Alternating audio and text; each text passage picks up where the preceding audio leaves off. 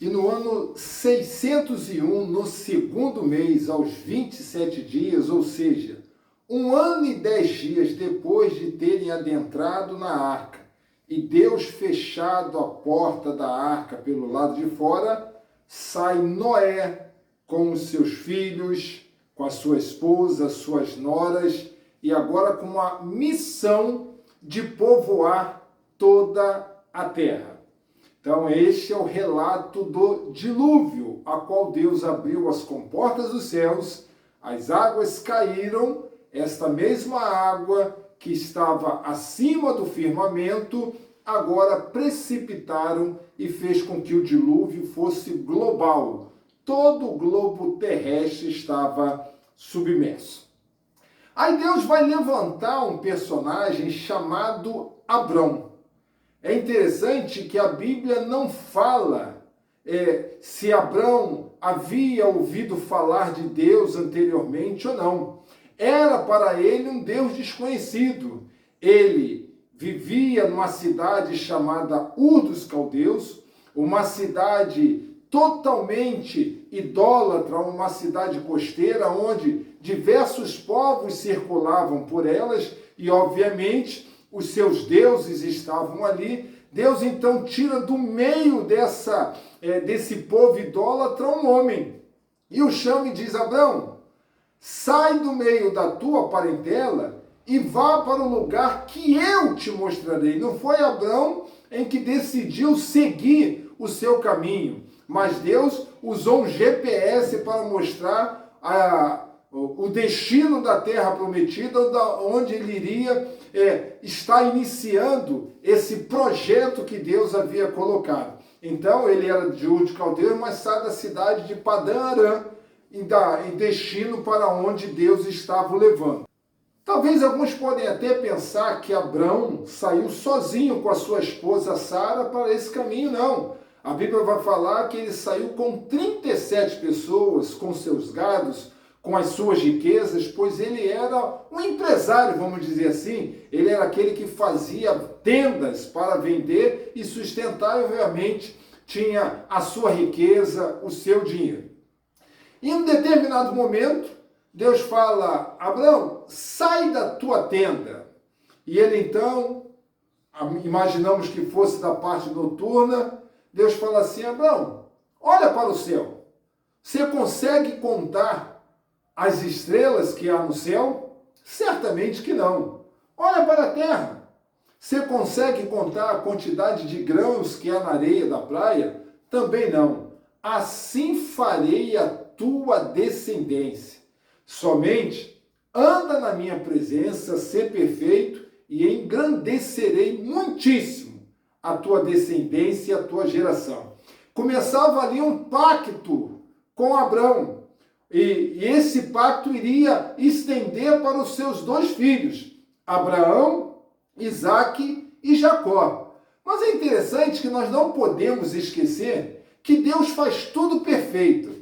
Porém, tem os seus mistérios para mostrar o seu poder. Sara era estéril, e Deus fala que viria uma grande nação, uma descendência. Vou estar resumindo um pouco, daqui a pouco eu volto, mas vem Isaque, a qual Deus havia feito a mesma promessa: anda na minha presença, ser perfeito, e assim como eu fui com teu pai Abraão, aumentarei grandissimamente a sua descendência. Só que Isaque vai casar com Rebeca, que também era estéril. Como poderia aumentar a descendência, vir novas gerações de mulheres que eram estéreis? E para completar, vem Jacó, a qual casa-se com Raquel, que também é estéril. Ou seja, a trilogia Abraão, Isaque e Jacó receberam a mesma promessa, porém as suas esposas eram estéreis. Retrocedendo, Abraão, então, estando com Sara na sua casa, a Bíblia fala que o anjo do Senhor, e todas as vezes em que você lê na Bíblia o termo anjo do Senhor, e este A do anjo for uma letra maiúscula, ali está referindo-se a Cristo. Como? É o que nós chamamos de teofania. Teofania. uma vez que Jesus não havia nascido no Antigo Testamento, mas a sua aparição espiritual mostra que ele, em alguns momentos nas Sagradas Escrituras do Antigo Testamento, ele apareceu. Então, anjo do Senhor com A maiúscula refere-se a Cristo. E ele então aproxima-se ali do acampamento, né, de Abraão, e ele rapidamente vai preparar algo para o anjo do Senhor, que estava juntamente dos outros dois anjos, preparar algo para comer, e o Senhor fala então, dentro de um tempo, um ano, Sara, tua mulher, terá um filho. E Sara estava ouvindo isso por trás das tendas, e ela riu. E o Senhor fala, Sara, por que riste? Falou, não, meu Senhor, não ri. Riste sim. E como tu terás um filho, porás o nome de Isaque, que significa riso. E dentro do tempo estabelecido, Sara concebeu e teve um filho, que era o filho da promessa, uma vez que outrora, anteriormente, havia entregue a sua serva Zípora para que pudesse ter um filho, dar uma geração para o seu Senhor. Nasceu Ismael, que muitos acham que não tem nenhuma relação com Deus, mas porém tem. A Bíblia vai falar que quando Sara já havia desmamado Isaque e não queria que tivesse a mesma criação ou que crescesse junto, fala para Abraão para que pudesse mandar a sua serva embora juntamente com o filho. Abraão colocou no seu coração, achou aquilo um absurdo, não, é meu filho. Mas o Senhor fala, Abraão, dai ouvido à tua mulher. Olha só que coisa interessante. Deus não havia pedido nenhum tipo de ajuda a Sara para que desse a sua serva para que engravidasse do seu marido. Não era para dar ouvidos, e ele deu ouvidos. E agora que ele não quer dar ouvidos, o Senhor fala, dai ouvidos à tua mulher. E assim despediu Ismael com a sua serva, e diz a palavra de Deus que, estando eles andado já um bom tempo, ela deixa aquela criança embaixo de uma árvore de zinco, se afasta para não morrer. E aparece o anjo e diz, tem ouvido a voz do menino. Não foi a voz dela. Porque Ismael, sendo filho de Abraão, certamente foi educado a conhecer o Deus de Abraão. Certamente cresceu conhecendo que existia um Deus poderoso que havia feito uma promessa na sua vida. E é interessante também que naquele momento, Ismael passa da condição de uma criança, de um menino, para agora um adolescente, para ter uma maturidade que pudesse ajudar a sua mãe nessa caminhada. E a Bíblia vai falar que mais tarde Ismael, ele tem 12 filhos. 12 filhos representando 12 tribos. Ismael, da sua descendência, são todos os árabes nos dias de hoje, que no futuro, quando Cristo voltar, serão um só povo. E então Isaque começa a crescer, e como nós falamos anteriormente, Deus já estava preparando uma esposa para ele, e Abraão então manda que ele vá até na sua família para buscar uma esposa para ele, e encontra Rebeca, que seria a sua noiva, que daria filhos, embora fosse estéril, mas Deus tinha o seu propósito. Ele dá 2 filhos gêmeos, Esaú e Jacó. E a Bíblia fala que Jacó, que significa calcanhar, muitos falam que significa enganador. Não, é calcanhar porque no seu nascimento ele pegou no calcanhar do seu irmão. Diz a medicina que quando há os gêmeos vitalini, na mesma placenta, quem é gerado primeiro, geralmente sai depois. Ou seja, quando já na fase adulta em que Jacó pede a primogenitura a seu irmão, na realidade ele estava buscando, recebendo de volta por ele ser aquele que havia sido gerado primeiro, porém saiu depois. Isso a medicina coloca e a gente acaba aceitando que vai florir melhor a mensagem, algo bastante interessante, porque Deus sabe de todas as coisas. Abraão, Isaque e Jacó. Então Jacó trabalha, vai para a terra de Labão, a qual estava com medo de ser morto pelo seu irmão por haver enganado, assim como seu pai, e lá se encanta por Raquel, a qual ele quis casar-se com ela. E Labão então faz um trato.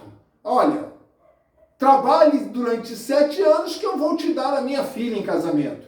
E ele trabalhando com todo ardor, fazendo com que crescesse o seu rebanho, começava a se alargar ali, ter a sua riqueza, e na noite de núpcias ele descobre que não havia casado com a quem ele esperava que seria Raquel, mas havia casado com Lia, ou Leia em algumas versões. E quando ele foi reclamar com Labão, Labão falou, não, na nossa terra nós temos por costume fazer com que a filha mais velha case-se primeiro. Se você quiser, trabalhe mais alguns anos que eu vou te dar a quem tu quer. E assim foi, e ele casou-se com Raquel, a qual teve José como seu filho.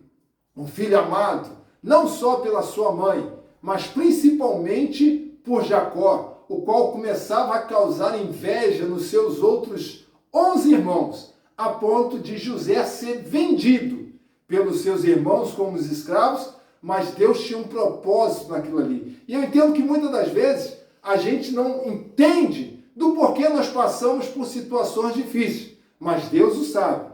Era um propósito de José passar por tudo aquilo para se tornar o governador do Egito e livrar a toda a sua família e todo o seu povo para que tivesse uma condição favorável e não morresse. O panorama geral da Bíblia, ou seja, de Gênesis, vai nos mostrar a origem do mundo, onde fala da criação, da soberania, do homem como imagem de Deus e a responsabilidade dos homens. Também vai falar das origens das nações, mostrando a falha humana, a morte que veio sobre o mundo, o pecado, a punição, a promessa e a graça da parte de Deus, e vai falar da origem de Israel, conforme acabamos de falar, que veio da parte de Isaac, dos seus 12 filhos, a aliança patriarcal, o plano divino de redenção, o povo de Deus surgindo ali, os judeus, a obra de Deus em uma família e a obra de Deus entre as nações. Como havíamos falado, durante o processo da criação, não havia comentado, mas agora lembrando facilita. Os 7 dias em que houve todo o processo criativo. No primeiro dia, disse Deus, haja luz, e houve separação entre luz e as trevas. E depois, haja a separação entre as águas que estão acima do firmamento e abaixo do firmamento, e deu-se o nome céu, e já falamos que essas águas acima do firmamento se precipitaram, as comportas dos céus foram abertas, e ali teve as águas do dilúvio. E ele disse no terceiro dia, apareça a porção seca da terra, e ali as árvores, os frutos e as sementes. No quarto dia, criou-se os 2 grandes luminares, o sol para governar o dia e a lua para governar a noite. Já no quinto dia, apareçam as aves dos céus e todos os tipos de peixes ou animais aquáticos. No sexto dia, os animais terrestres e o homem.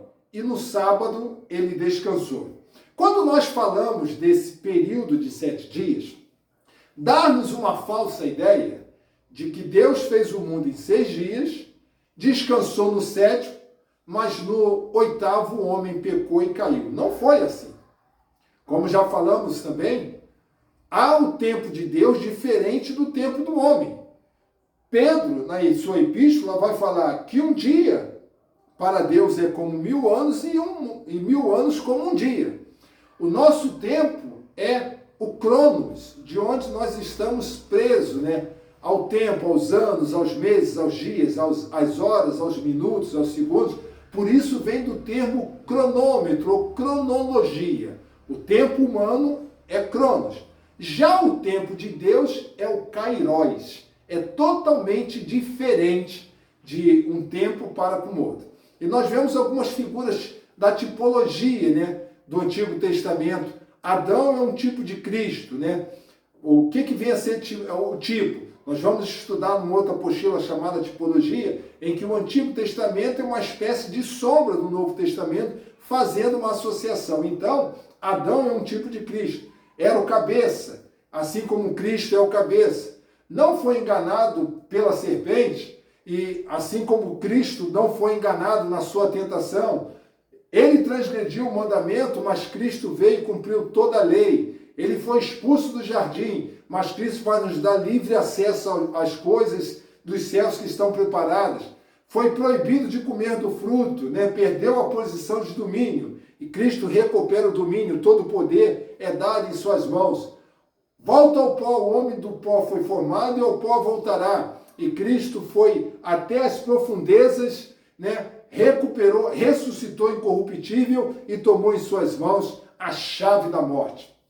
Assim como Eva é uma espécie de um tipo de igreja, assim como a serpente, um tipo de Satanás que vai enganar.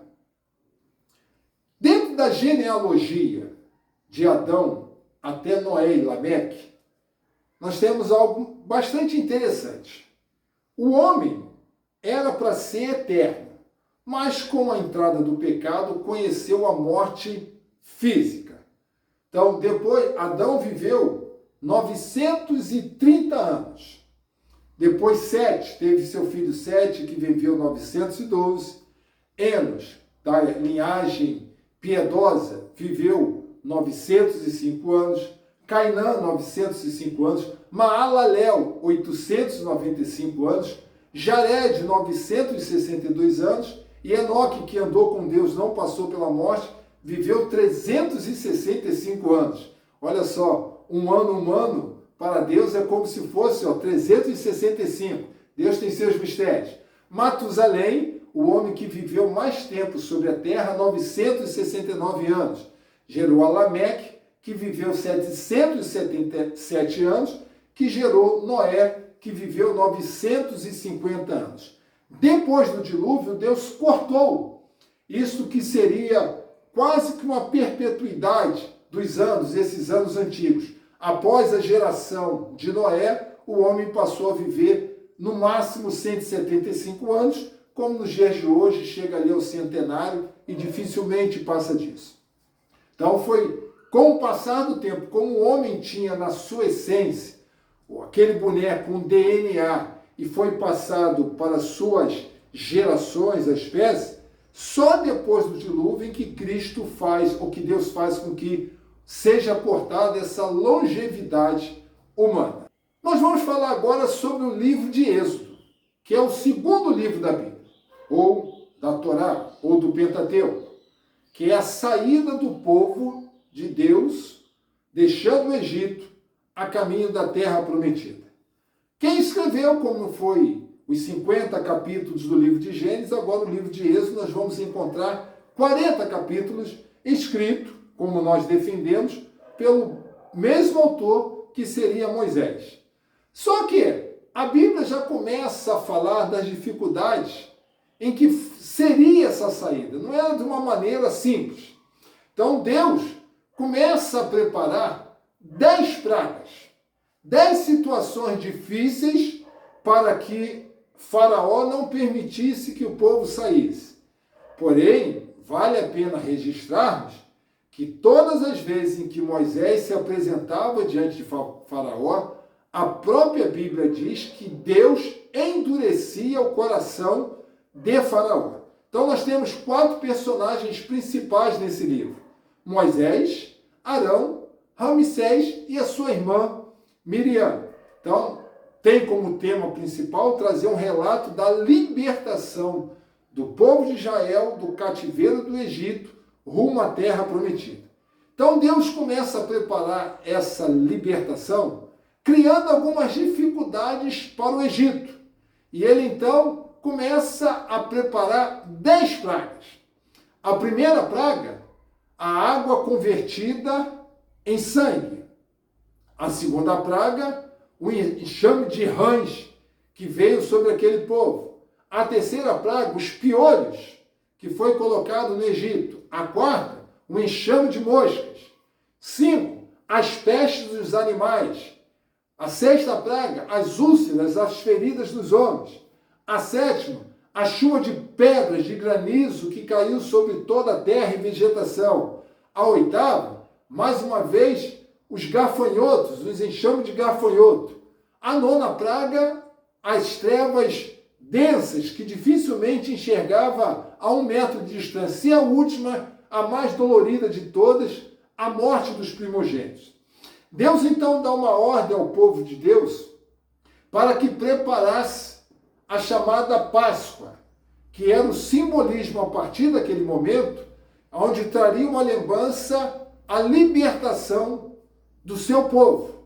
E ele então pede que junte-se as famílias, quem não tivesse condições, para fazer ali um grande banquete. E o sangue daqueles animais que ali fossem mortos para serem comidos, deveriam ser aspergidos nos umbrais da porta, pois viria um anjo em que iria matar todos os primogênitos daquelas casas em que não tivesse aquele sangue como simbolismo. Então era o símbolo. O anjo destruidor viria e traria a morte a todos aqueles que não tivessem aqueles sangue ali nos umbrais, inclusive de Faraó. Então o resumo desse livro vai falar, capítulo 1 da opressão do Egito, capítulo 2, os primeiros anos de Moisés, o período da libertação, que vai do capítulo 3 ao 12, o período da disciplina de 13 a 18 e o período da legislação, da organização da lei em que Deus estaria estabelecendo, que é do 19 ao 40, e no capítulo 20, Deus chama então Moisés no alto do monte, no Monte Horebe, para palestrar com ele. E a Bíblia vai falar que Moisés fica lá durante 40 dias. E o povo então começa a achar que Moisés está demorando, aqui está muito chato, não tem muito o que fazer, embora Arão e Miriam estivessem ali na direção do povo, enquanto Moisés estivesse no alto do monte palestrando com Deus. E ali passa um tempo, Deus então escreve com suas próprias mãos em 2 tábuas os 10 mandamentos. Não terás outros deuses além de mim, não farás para ti nenhum ídolo, não tomarás o nome do Senhor em vão, lembra-te do dia de sábado para santificar, honra teu pai e tua mãe, não matarás, não adulterarás, não furtarás, não dirás falso testemunho contra teu próximo e não cobiçarás a esposa ou as coisas do próximo. Só que lá em cima, Deus fala assim, Moisés, desce lá porque o povo está fazendo algo que não é bom. Fazendo uma brincadeira, eu fico imaginando que se fosse no mês de junho, onde aqui no Brasil, principalmente na região Nordeste, aqui no Rio de Janeiro, é comemorada as festas de São João, onde tem a brincadeira de pular o touro, a vaca, o que for, Moisés desce e vê que o povo, com a autorização de Arão, que fique bem claro, o povo faz um bezerro de ouro para adorar. Ou seja, aquele povo que havia sido liberto do Egito, ainda tinha dentro de si aquelas mazelas, aqueles costumes de adorar aos deuses pagãos do Egito, em que eles tinham acesso e logo tinha a sua ideia de adorar algum tipo de ídolo. Por isso que quando Deus escreve os 10 mandamentos, diz, não terás outros deuses além de ti, não fará para ti nenhum ídolo. E olha agora o povo fazendo um bezerro para adorar. Moisés, muito indignado, pega as 2 tábuas e as quebra. Mas Deus chama ele de volta no morro e reescreve, lhe dando as 2 tábuas, que seria o início da lei para o povo. Por que eu falo início? Porque Moisés seria inspirado por Deus para escrever as leis mosaicas, falando sobre lepra, sobre adultério, sobre todos os tipos de assunto que não estavam inseridos de uma forma bem clara dentro dos 10 mandamentos. Então Moisés vai confrontar Faraó a mando de Deus, e ele, muito temeroso em querer ir lá, fala, mas eu sou um homem de palavras duras e o coração duro também. Ele vai chegar lá e vai perguntar quem é que mandou. Fala, o eu sou te enviou, vai lá porque eu serei contigo. E ele persistindo, fala, leva Arão, que Arão será o teu porta-voz. Porém, quando foi necessário falar com Faraó, quem havia falado era o próprio Moisés. Uma coisa interessante, uma curiosidade, nenhuma pessoa, nenhum mortal poderia adentrar no palácio para falar com Faraó. Mas Moisés, em alguns momentos vai estar fora do palácio, mas ele tinha acesso ao palácio porque ele ainda era um príncipe. Ele ainda era o filho adotivo da irmã de Faraó. Ah, mas não é filha? Nesse momento é Ramsés II. O pai da mãe de Moisés adotivo já havia morrido e o seu irmão havia assumido. Logo, Moisés era sobrinho, não irmão de Faraó. Havia sido criado como irmãos, mas na condição ele era sobrinho, porque quem estava agora reinando como Faraó era Ramsés II, irmão de sua mãe de criação, logo tio de Moisés. E ele então se apresenta para pedir que Faraó deixe o povo ir até o deserto, oferecer sacrifícios a Deus e adorar. Embora o plano de Deus é que chegasse lá, não retornasse mais. E todas as vezes, como nós falamos, em que Moisés apresentava-se, Deus endurecia o coração deles para que não assim permitisse sair. Até que, após a 10ª praga, cerca de 600 mil pessoas saíram do Egito. E a Bíblia fala, fora mulheres e crianças. Logo nos dá uma ideia que existia ali aproximadamente de 2 milhões a 2 milhões e meio de pessoas que saíram do Egito rumo ao deserto, rumo à terra prometida. E Faraó então se arrepende, pega os seus cavalos, os seus cavaleiros, os seus carros, os homens a pé, um grande exército para perseguir o povo judeu, até que o alcança diante do grande rio.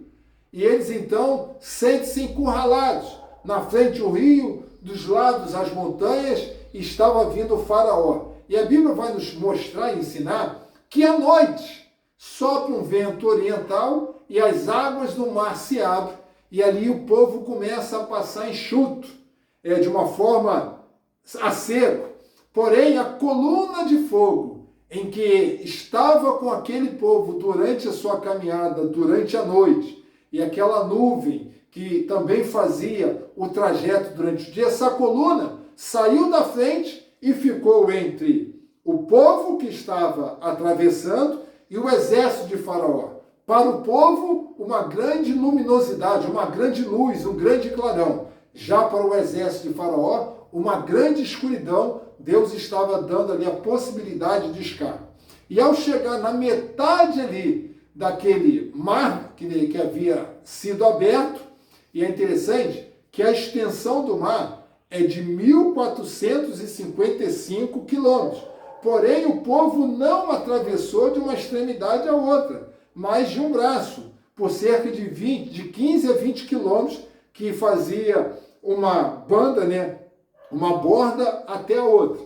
E eles demoraram a noite toda, começou a noite e pela manhã terminaram de atravessar. Porém, quando chegaram na metade, Deus fez com que as águas então começassem a fechar na frente do povo judeu, a sequidão, andando dos seus pés secos para atravessar. E a partir dali, do meio para trás, as águas começaram a fechar e todo o exército que havia adentrado naquele mar foi morto. Cuidado! A Bíblia não fala que Faraó havia entrado no mar para perseguir e foi morto. Não foi, não. Foi o exército de Faraó que havia sido morto.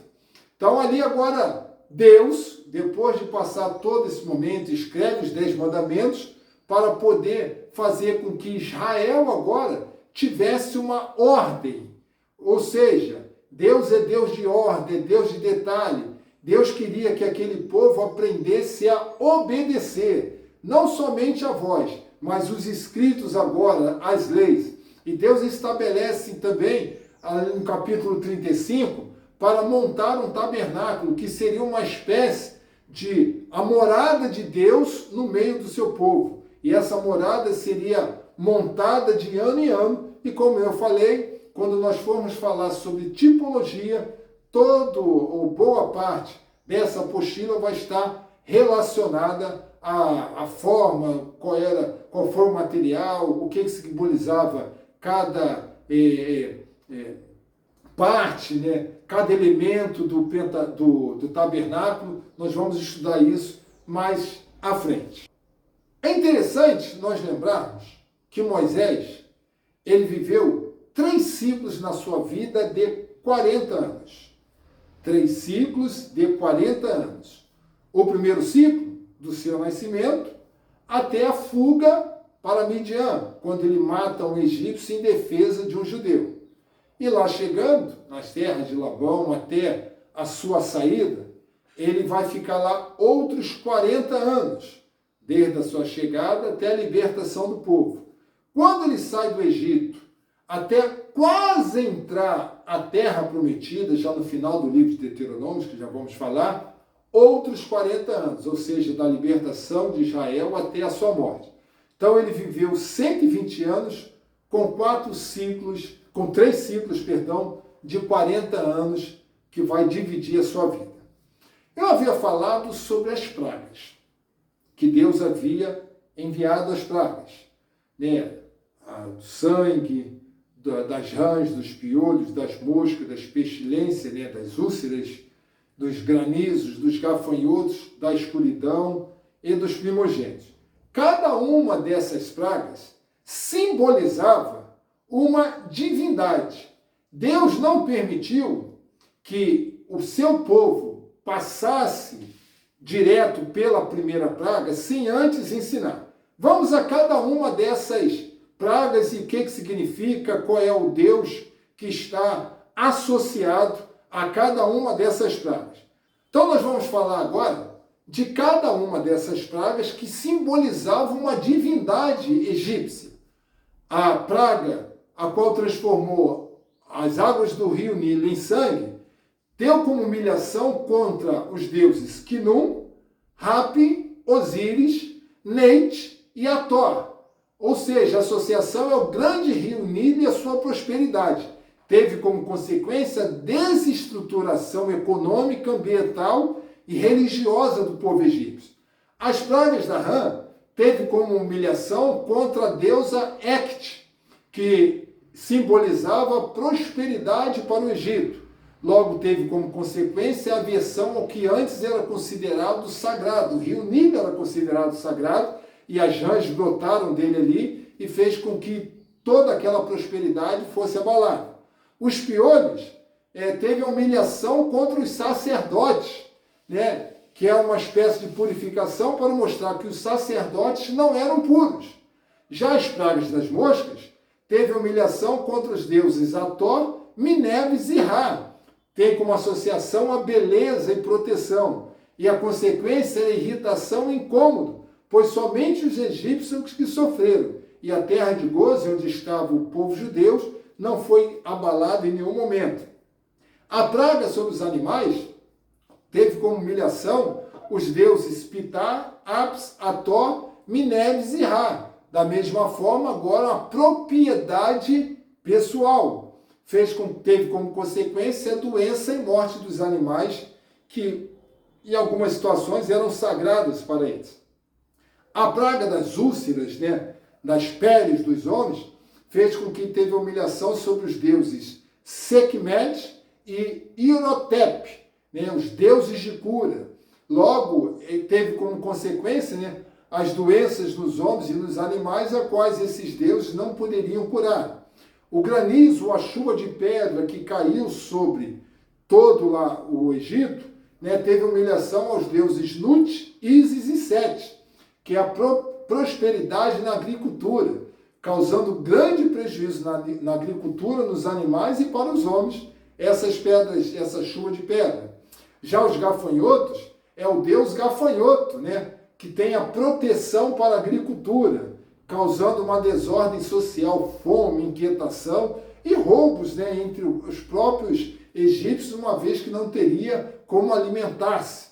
Já as trevas densas, né, teve a humilhação do deus Ra, Amon-Ra e outras. E os egípcios acreditavam que eles não eram protegidos se saíssem à noite. Eles deveriam estar dentro da sua casa para que fosse protegido pelo deus Ra, o Amon-Ra. Então, o deus Sol, as estrelas e Lua. Então, fez como consequência trazendo medo, confusão e descrença nesses deuses que não puderam ajudá-los. E por último, primogênitos, teve como o castigo para o próprio faraó, que era tido como um grande rei, né, um Deus-rei, e fez com que a herança do seu trono e a crença nesse rei, Deus-rei, fosse abalada. Então, a mortandade e a humilhação final.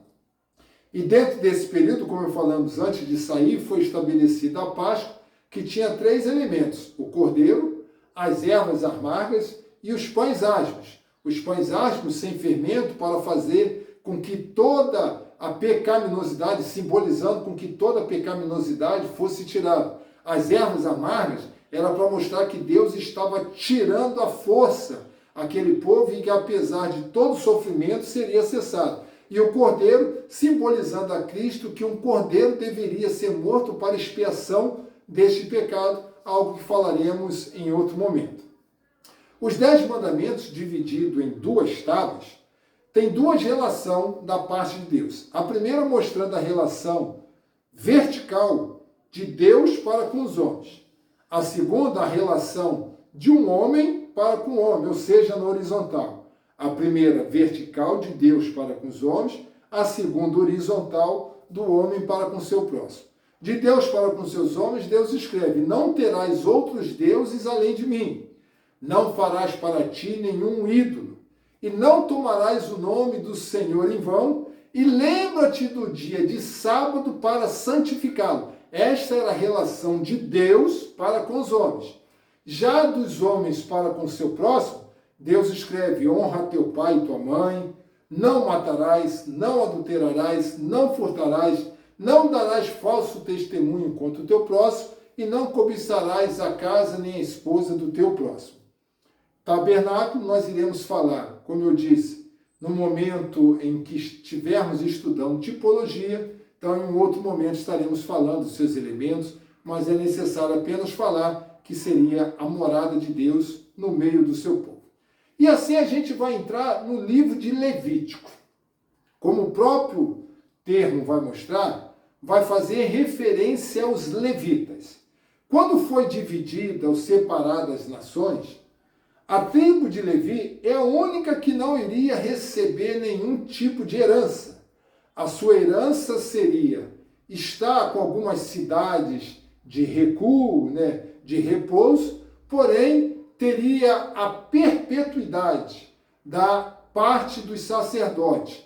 Os sacerdotes só poderiam sair ou ser oriundo da tribo de Levi. Quem escreveu o livro de Levítico, 27 capítulos, também acreditamos e defendemos que foi o próprio Moisés. E temos algumas situações ali, que o livro de Levítico vai ter como tema central a santidade. A santidade ao Senhor vai trazer esse tema através da obediência. E os 2 principais personagens é Moisés e Arão, a qual foi levantado como sumo sacerdote. E vamos ver no livro de Levítico também que 5 festas vão ser estipuladas para serem comemoradas anualmente. A Páscoa, que era realizada em comemoração ao êxodo, à saída, para que lembrasse da libertação. A festa de Pentecostes, que era realizada em comemoração à promulgação da lei, e já vamos já falar a data e o período relacionado ao nosso calendário. A festa das trombetas, que era um chamado para os judeus se prepararem para o grande encontro com Deus. O dia da expiação, onde o sacerdote adentrava no tabernáculo para pedir, que os pecados do seu povo, em forma de sacrifício, fossem perdoados. E a festa dos tabernáculos, que comemora a vida no deserto e agradecer a Deus pelo resultado. As leis e instruções gerais dadas, ou escritas por Moisés, vai falar sobre a limpeza, a pureza dos sacerdotes, o ano sabático, o ano do jubileu, a lei, dos judeus e demais assim. Dentro do esquema da parte desses 27 capítulos, nós vamos ver que logo no início do capítulo 1 ao capítulo 7, Moisés vai falar sobre a lei, sobre os sacrifícios e as ofertas. Já no capítulo 8 a 10, toda a instrução sobre a questão do sacerdote, das roupas que deveriam utilizar, da maneira em que deveriam fazer os sacrifícios, a sua operação. Já do capítulo 11 a 16, vai falar da impureza e do seu tratamento, da forma em que cada uma das leis eram colocadas. Do 17 ao 22, das diversas leis estabelecidas. E já do capítulo 23 ao 25, das celebrações, das festas, de todo tipo de festa, qual acabamos de falar, e do capítulo 26 ao 27, vai estar falando sobre as bênçãos e maldições. É interessante nós identificarmos que estas leis foram escritas para o povo que havia saído do Egito. Aqueles 2,5 milhões de pessoas que lá saíram, que ainda tinha a sua mente enraizada nos ídolos, na idolatria, que cresceram, né, e aprenderam no Egito. Então Deus agora traz o povo para o deserto para preparar a eles como um novo povo. E sendo um povo de Deus, precisava agora obedecer às leis estabelecidas por Deus e esquecer do seu passado. Alguns sacrifícios que nós vamos encontrar em Levítico. Sacrifício pacífico, pelos erros dos sacerdotes, pelos erros dos príncipes, pelos erros de qualquer pessoa, pelo sacrilégio, pelos pecados de ignorância, pelos pecados voluntários e a lei do holocausto. Mas que tipo de sacrifício, em que momento isso era feito? Quando era montado o tabernáculo, cada uma das pessoas iria oferecer, seja ali uma ovelha, uma rolinha, dentro das suas condições, pedir perdão pelos seus pecados. E que pecados? Esse sacrifício, como eu falei, um sacrifício pacífico pelos erros dos sacerdotes. Todo homem deveria ofertar algo para que fosse perdoado. E esse tabernáculo era montado uma única vez, de ano em ano, para que fosse, quando montado, todo o processo ali feito para a expiação do pecado. Os sacerdotes deveriam ser consagrados e ter algumas atividades relacionadas ao seu ofício de sacerdote. Qual era? O sacerdote deveria ser ungido e tinha que fazer expiação. Os sacerdotes tinham a obrigação de santificar o povo perante o Senhor e de manter essa santidade. Os sacerdotes tinham o dever de ouvir a confissão de fé por parte dos adoradores e receber seus sacrifícios e ação de graça ao Senhor. Eles deveriam ter o dever de incluir a supervisão do tabernáculo, seu mobiliário, suas vestimentas, sua montagem e desmontagem, somente para os sacerdotes. Nenhuma outra pessoa poderia tocar em qualquer um daqueles elementos. Os sacerdotes representavam a obra da misericórdia, por exemplo, em caso de homicídio não intencional e do auxílio de instruir e supervisionar a instrução do povo de Deus. Os sacerdotes tinham de ser guardiões do livro do pacto e mantê-lo acessível ao rei, de modo que este pudesse ler regularmente, e todos os sacerdotes tinham de ouvir os casos de desavença e tomar uma decisão sobre eles para montar e manter a paz ali. Como eu falei das 5 festas, a primeira festa das primícias, ou chamadas da primeira colheita, está lá em Levítico capítulo 23, do 9 ao 14, é comemorado no dia 16 do mês de Nisan. É interessante que o calendário judaico, eles têm 13 meses diferentes do nosso, que tem 12, porque eles têm 2 meses que dividem em cada 15 dias. Então, no dia 16, o mês de Nisan, entre março e abril, comemoravam, até os dias de hoje, essa oferta pelos primeiros frutos da colheita. Tinha como propósito reconhecer que os frutos da terra eram uma bênção dada por Deus. Já as festas das semanas, ou a festa de Pentecoste, está em Êxodo capítulo 23, 16 e Levítico 23, 15 a 21, vai ser comemorado no dia 6 do mês de Sivan, entre maio e junho. aonde é a celebração dos 50 dias depois da oferta da primícia. Como assim?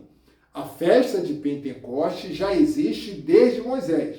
E quando nós vamos ler em Atos, no capítulo 2, no dia de Pentecostes, esse dia de Pentecostes não tem nada a ver com o derramamento do Espírito Santo das línguas repartidas. Eles estavam reunidos ali em função da festa.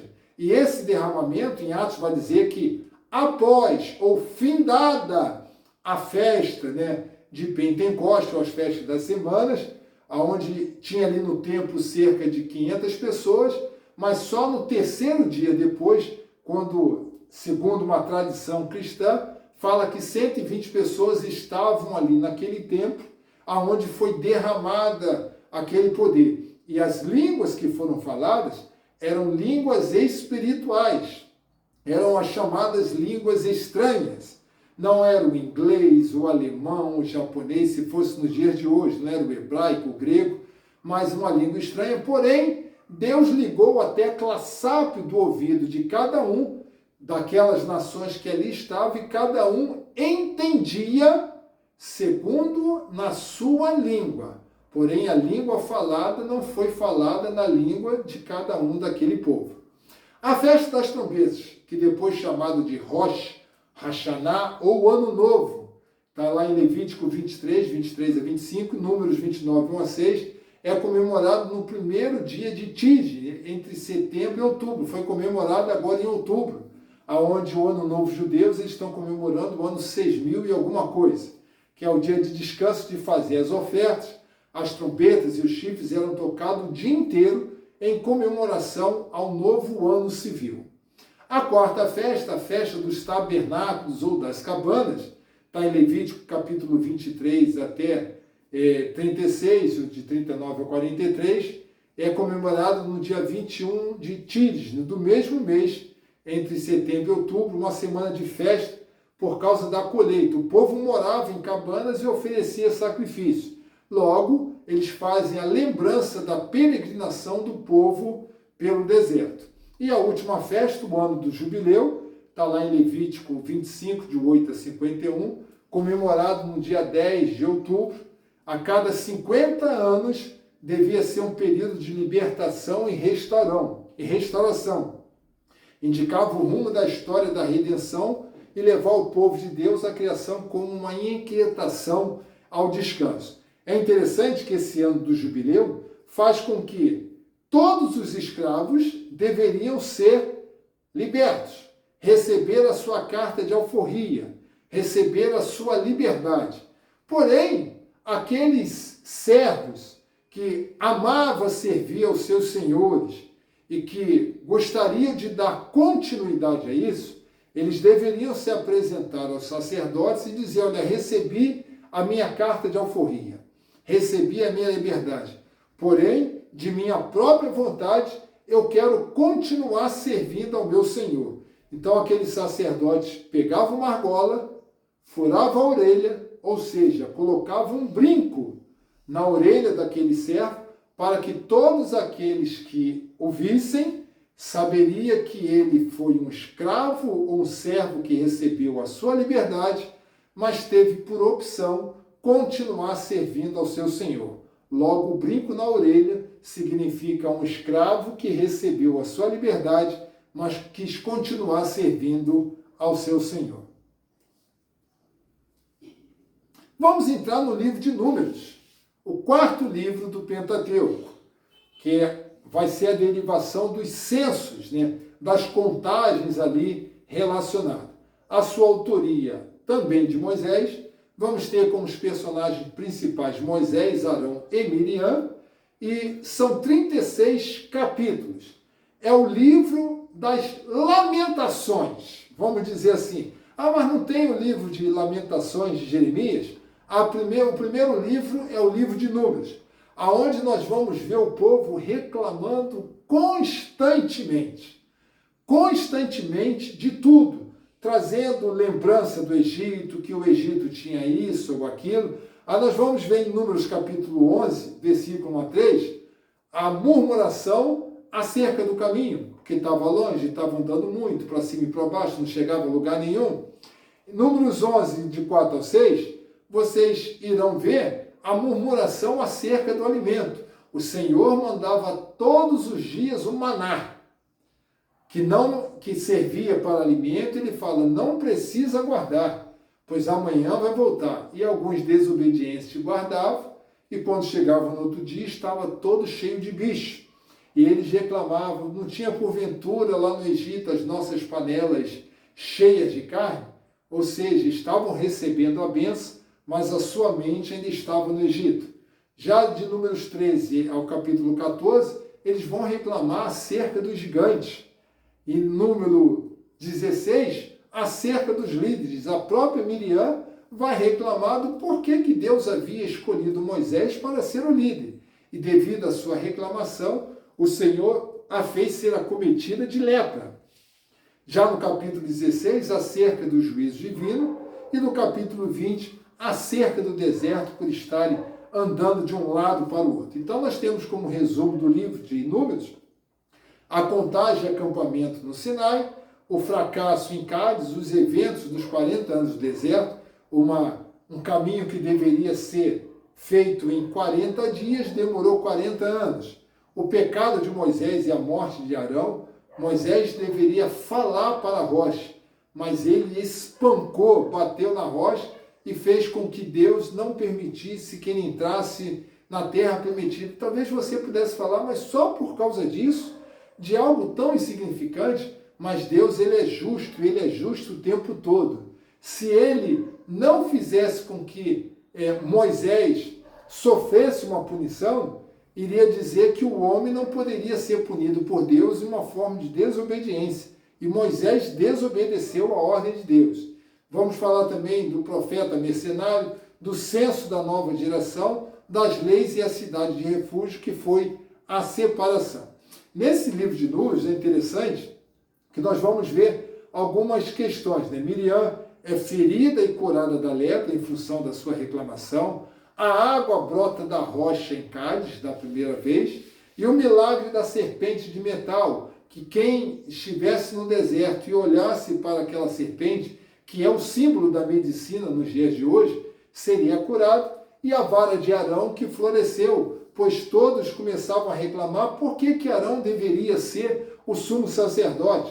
E Deus então pede para juntar e separar um de cada uma das tribos e buscasse uma vara, não importa o tamanho, o tipo de madeira, e dizia que ao amanhecer a vara que estivesse florida, que nascesse algum tipo de planta, esse era o escolhido por Deus para que fosse o sumo sacerdote. E pela manhã todos ficaram espantados, pois somente Arão, a sua vara, estava florida.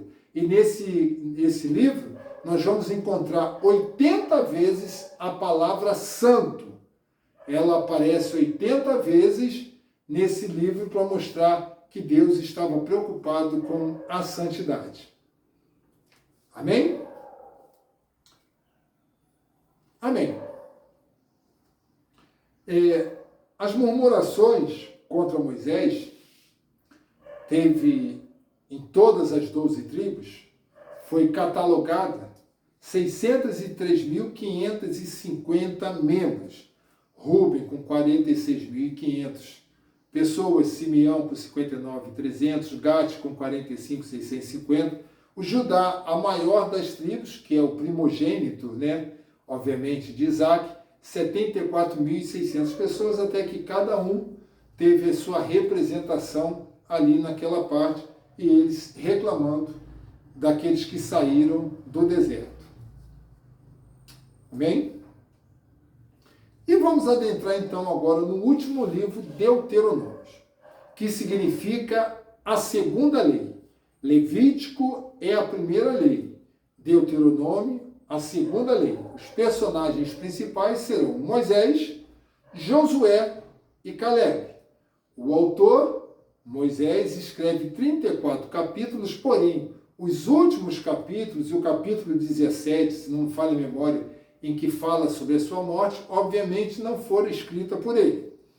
Mas alguns, ou boa parte desses escritos, ou a maioria, obviamente, tende a ser colocada por Moisés. Quando Moisés escreve, eles estavam do lado leste do Rio Jordão, muito próximo à terra prometida, em que Moisés então reescreve esta lei, não para o povo que saiu do Egito, mas agora para uma nova geração que ao longo desses 40 anos havia nascido no Egito. Daquele povo que saiu, daqueles 2,5 milhões de pessoas, haviam idosos, muitos velhos, morreram ao longo desse deserto. Só que nesse deserto, por 40 anos, uma nova geração surgiu. E Moisés agora precisava escrever uma lei, uma repetição, ali em Deuteronômio, no capítulo 5, para preparar este povo que iria adentrar. Daqueles que saíram do Egito, apenas 2 adentraram a terra prometida, Josué e Caleb. Os demais, inclusive Moisés, ele só foi levado por Deus para ver a terra prometida, mas não adentrou. E nós vamos ver já no final, mostrando sobre as bênçãos e as maldições, que seria imposta para o povo, em função da obediência e da desobediência. Se aquele povo obedecesse, seria exaltado sobre todas as nações, prosperidade na família e nos celeiros, vitória sobre os inimigos e abundância sobre os seus frutos.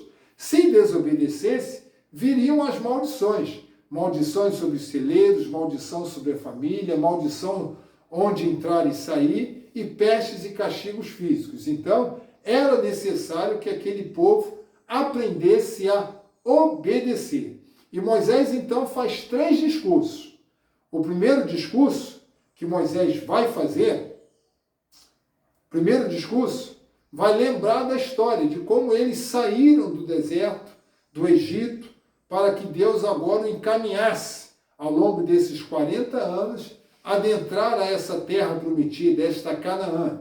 E o segundo discurso, Moisés reitera os 10 mandamentos, mostrando da importância de que o próprio Deus havia escrito, apesar dele ter escrito algumas leis, as chamadas leis mosaicas, mas o chamado à obediência estava inserido nos 10 mandamentos de Deus. O terceiro discurso, Moisés vai estar falando sobre as bênçãos e maldições. Se mantivesse obediente, como diz Deuteronômio 28, se atentamente ouvires a minha voz e os meus mandamentos obedecer, o Senhor iria fazer prosperar em todas as áreas. E por último, o encerramento do seu ministério, da sua morte, aonde a Bíblia vai falar que o inimigo tentou, não foi encontrado o corpo de Moisés. Em Judas, bem lá na frente, vai ser mencionado de que o inimigo lutou para ter a morte, para ter acesso e buscar o corpo de Moisés, mas Deus assim não permitiu e escondeu. Então nós vamos ver que dentro desse panorama geral nós temos a autoria de Moisés, a importância do livro de Deuteronômio para essa nova geração. O livro das lembranças da lei é um livro que se preocupa em aproximar o homem de Deus. Qual foi a importância? Do que nós extraímos de importância desse livro? Organizar o povo para desfrutar da terra prometida, mais uma vez falando da obediência, a importância de seguir as leis do Senhor.